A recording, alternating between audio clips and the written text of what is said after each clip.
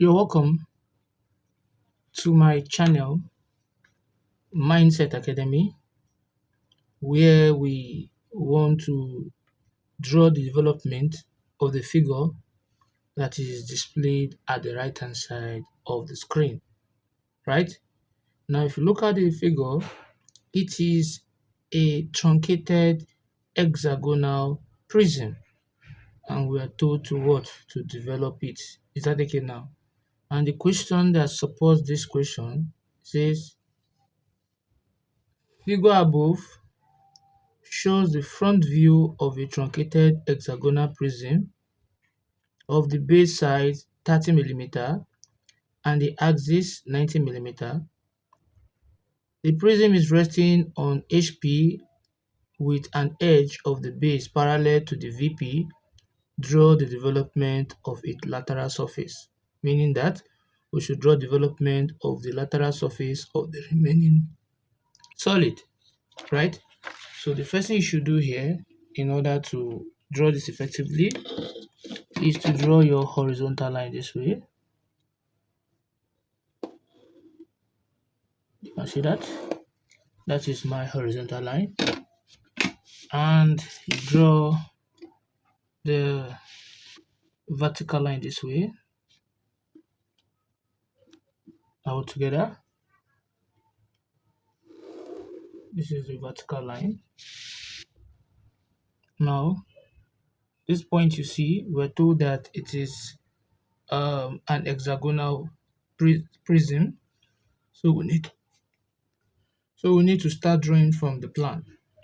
So since we are given an insight of the plan that from here you see we are given hexagon 30 mm, meaning the hexagon is 60 mm across corner. What I mean is this: the diameter of a circle will be 60, since the hexagon, the one side of it, these 2 points represent the side of what?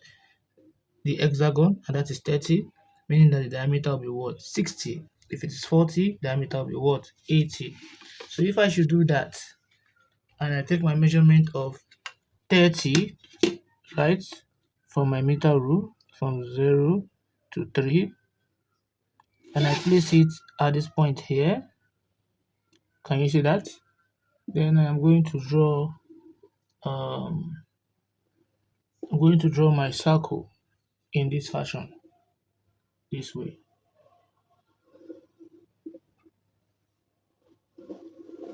Hope you can see that.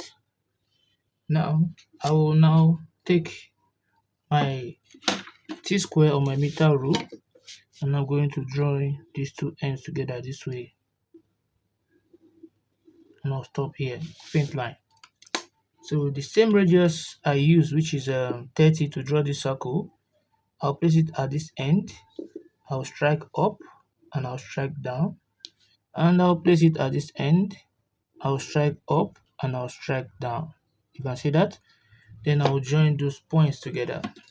So when I join from here, from this point to this point,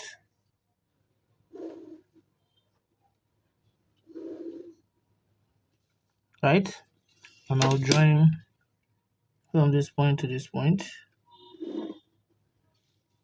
and I'll also join from this point to this point, and I'll also join from this point to this point,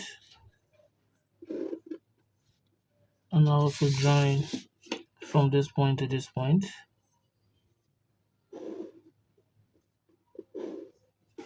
and I'll also join from this point to this point.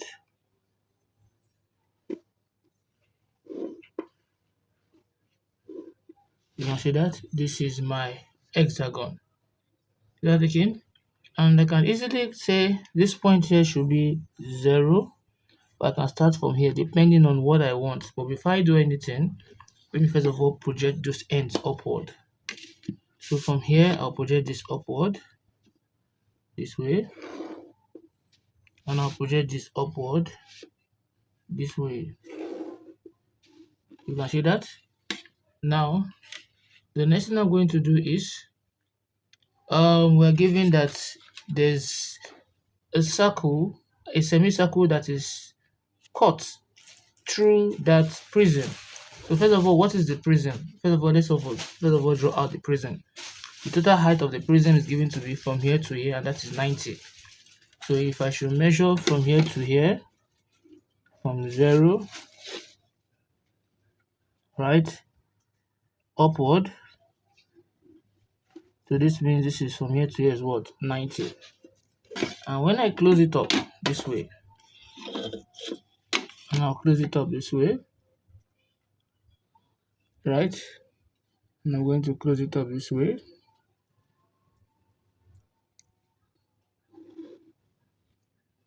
You can see that. Now, if I take those two ends, all these ends we have from here upward, and from here upward. On a normal day, from this end to this end to this end to this end is my prism. But this prism now is truncated. The first one is from this center line here, right? If you can see from the diagram, which is the point my arrow is pointing, there's a line that is drawn that is parallel, that is at an angle to this HP here, at an angle of what? 60 degrees. So when I place my set square this way, right? When I place my set square this way, since I'm considering this side, here will be what? 60 degrees, right? This 60 degrees. So I'll just draw my line from this point, from this apex point, 60 degrees. You can see that. And the other one, see that I placed on my meter rule, and the other one here we have is given to be, and for the other angle, at an angle of 45 degrees, you can see, I will take my 45 degree set square this way, right? And I'll move it on my t-square in this fashion until I get to that point, the middle of that point, and I'll draw this angle 45 degrees. You can see that. And I'm going to bring this down straight ahead from here to here, as you can see from the diagram. This is from here to here. And I'm going to bring this down too, from this point to this point. You can see that. So the next thing we have is to draw the semicircle, and we're giving diameter to be what? 50, right? We're giving it to be what? You can see 25, meaning diameter is what? 50. In some cases, they might give you diameter of 50. You just take 25 from that center, or some cases they'll give you radius of what? 25. So in this case, you're giving radius of 25, and I'm going to measure 25, or half of 50 is 25 here, from 0 to 2.5, 25. And I'll place at the center point here, and I'm going to draw my semicircle, as you can see, right? So from here, I can now tick in these points here, from this point to this point, from this point to this point. You can see that, and this is what we have. So this is what we have. We have successfully reproduced the figure. You can see.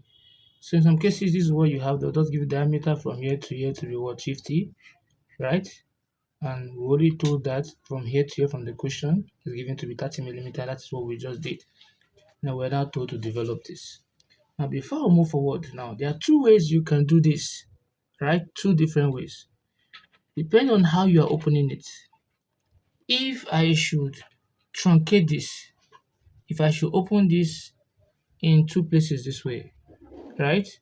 It means that this point here will be 0, right?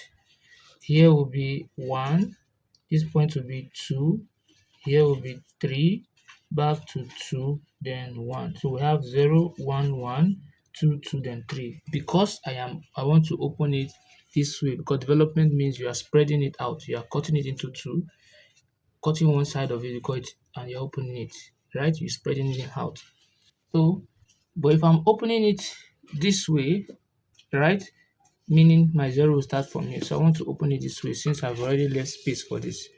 So what you just do is you take your compass, place it between 0 and 2, or between 1 and 2, any of them, and you pick any point.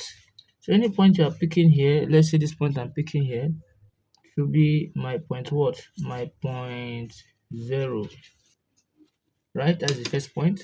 So the next point will be 1, we have 2, we have 3, we have 4, we have 5, and we have 6. How did I mean?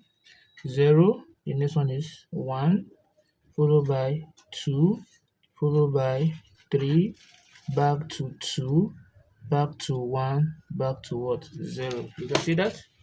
And I'll take my set square, my t-square, and I'll draw an horizontal line in this pattern. Then I'll close them up, draw vertical lines this way. This to this, this to this, this to this, this to this, this to this, this to this, then we have this to this. You can see that? So what I should be able to do here, since I've done that, let's now play. Now, remember we're opening it like this. So since I'll start from this point. So if this is 0, automatically here also will be what? 0, right? And here will be what? 0. I don't want too much points, too much numbers here. So if I project that point of 0 here, this way, I'll have this line this way. So let's see, 0 meets 0 here, and 0 meets 0 here. Can you see that? I'll come again to the next one. We have 1, so this point here is 1, and here also is what? Is 1. So all this line here will have me 1, right? So we're only focusing on this. We'll come back to this. So we have 1 here. I'll project it this way. So 1, the line of 1, this is the line of 1, meets 1 here at this point, and 1 meets 1 here at this point. You can see that. I will move again. We'll go to the center. So if this is the center here, right, I can call that point to be P. This is P, and this is also what? P. So let's call the apex point here to be what? P. Are we good? Let's call the apex point to be what? P. So that means P, my point P is in between 1 and 2. So what I'll just do simply is I'll take my compass and I'll take it from 2 to 1 to P. You can see that. And I'll come in between 1 and 2. I'll mark. That will give me 1 and 2. I'll mark. So in between 1 and 2, so we'll have P. So meaning that this point here is point P, and this point here is what? Point P. And I'm going to take it up with the help of my instrument. I'll take it up this way. I'll come here also. I'll take it up this way. Right? So if I've done that, so let's see where the line of P meets P. This is P here. P meets P at this point. And also P meets P at this point. So don't forget 0, 1, P. Is also 0, 1, P. You can see that. Now the next one is this other point here. If I extend it this way, so let's see, that is the line of what? 2 when you trace it. So 2 will meet 2. This is the line of 2. So 2 meet 2 here. This is point 2. And also 2 meet 2 here. This is another what? Point 2. You can see that. Then the next one is this point also. So this is 1P. This is 2. And here will be what? 3.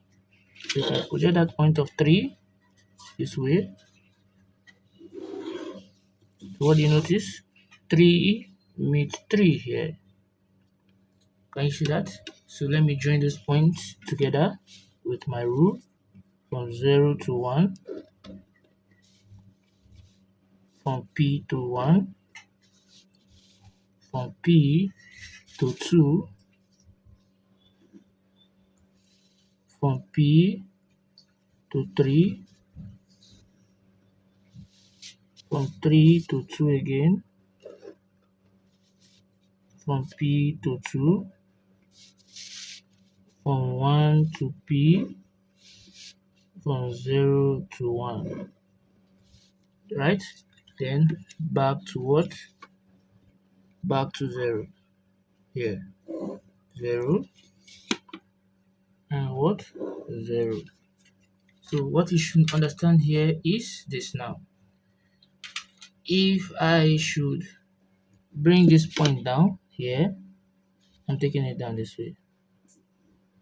It's meeting it here. Let me just put it here. And here also, this point is coming here too. So I can call here to be Q and Q. Arrow and arrow. That means this point we're having here. So if I should do that, I'll take my compass, right? And I'm going to measure it from 3. This is point 3 to Q. Can you see that? From 3 to Q.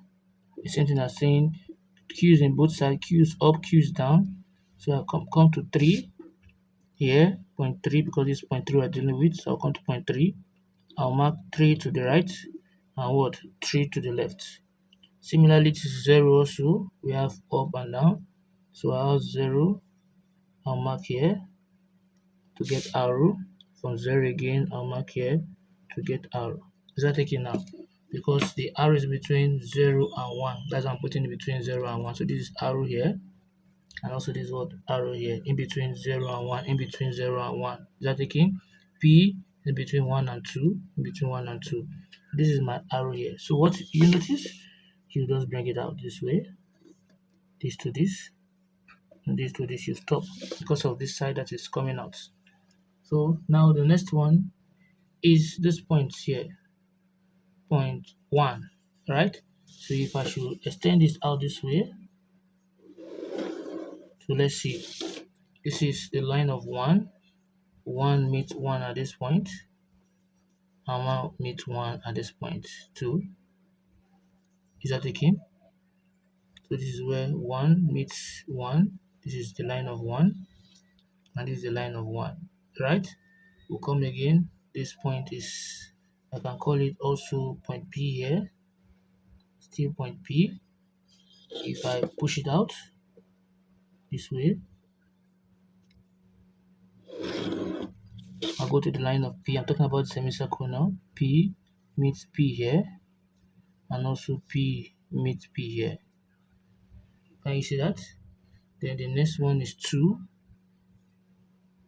all together. So I'll come to 2. This is the line of 2. So 2 meet 2 here, because this is also 2, the line of 2. So 2 meet 2 here, 2 meet 2 here. So we're not done yet. I need more and more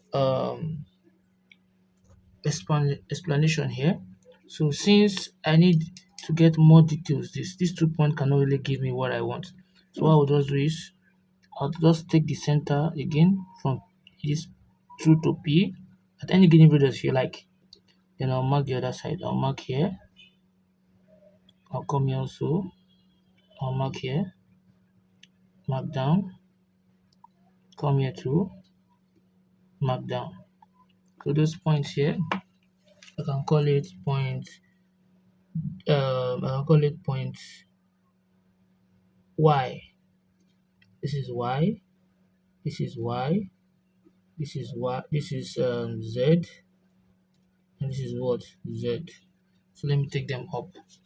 So those points here, Y, Y. So just stop here, and Z here, Z. So what I just need is, this is Y, and this is Z. Is that okay now? So when I project them this way, this is what they are. So I need it on this line. So what I'll just do is, from 3 to Y. Can you see that? So I can come from 3, I'll mark here. Where I mark will be my point Y. Don't forget that this other one here is Q here. I didn't put it earlier, right? So what I will just do is I'll just join Q to Q first of all, so I will not make mistake. Q to Q here. So we move forward. So this is Y, right? And sorry, place it from 3, Y and Y. Guys, from 3 we have Y and Y. This is my point Y here. This is my point Y. Don't forget that. And the next one is, if I come to 0, I'll have Z. So from 0, I'm having Z here. Is that taken? And from 0 here also, I'm having Z here. So this point you see here is my point Z, and here also is my point Z. I'll project them up. Project Y up. Project Y up. And also project Z up. And also Z up. What we should just do is, where Y, this is the line of Y we projected, where Y meets Y is at this point. Where Y meets Y is at this point. And similarly, this is Z, where Z meets Z is at this point. And where Z meets Z is at this point. You can see that. So this is Z, right? This is 1, this is P, this is 2, this is another Y here, depending on how you want to do it. So I'm going to join this using my French curve to connect those points together. If I do that, we'll be having this.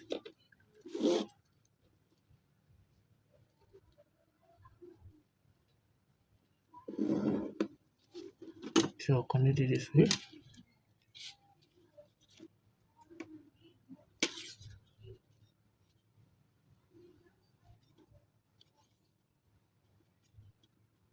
Let's connect it this way.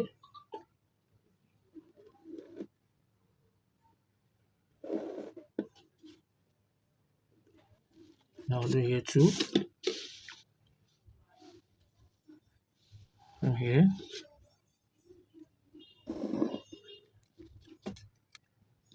And from here.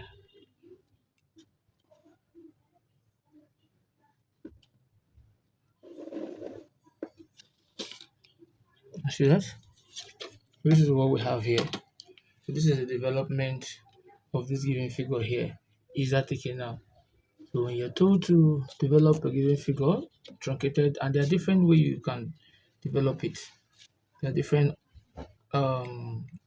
problems involving truncated hexagonal prism, which you can see at the end of the video.